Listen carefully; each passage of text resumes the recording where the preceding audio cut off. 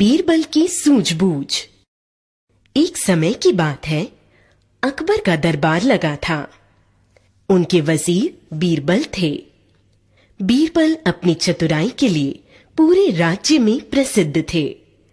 अकबर के दरबार में कुछ लोग बीरबल से ईर्ष्या करने लगे थे, क्योंकि वे राजा के अत्यंत प्रिय थे और लंबे समय से वजीर का पद संभाले थे। अकबर के सामने बीरबल की जगह तानसेन को वजीर बनाने का प्रस्ताव रखा गया। तानसेन बहुत बड़े संगीतकार थे।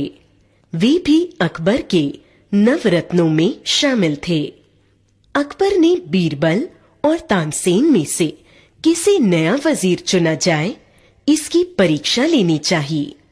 एक दिन अकबर ने दोनों को दरबार में बुलाया और एक पत्र देकर एक दूसरे देश के राजा के पास भेजा।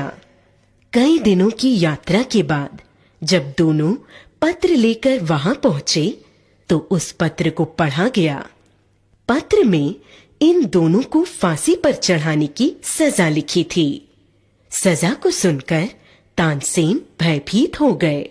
उन्होंने अपनी प्राण रक्षा के लिए बीरबल से उपाय पूछा और चुपके से कहा, मित्र, मुझे बचा लो, मुझे वजीर नहीं बनना। बीरबल अत्यंत चतुर थे। उन्हें तुरंत उपाय सूझ गया। तत्पश्चात दोनों में पहले फांसी पर चढ़ने की होड़ लग गई। इसे देखकर सैनिक चिंतित हो गए और अपने राजा के पास गए। सैनिकों की बात सुनकर वह राजा भी आश्चर्य में पड़ गया कि लोग फांसी की सजा सुनकर डरते हैं, किंतु इनमें पहले फांसी पर चढ़ने की होड़ लगी है। राजा ने इसका कारण पूछा तो बीरबल ने कहा, आप बहुत उदार और नेक इंसान हैं। अकबर आपको जीतना चाहता है।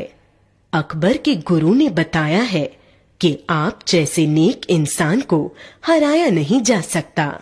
यदि निर्दोष को सजा दे देंगे तो आपके पुण्य कर्म में कमी आ जाएगी और फिर आपको आसानी से जीता जा सकता है।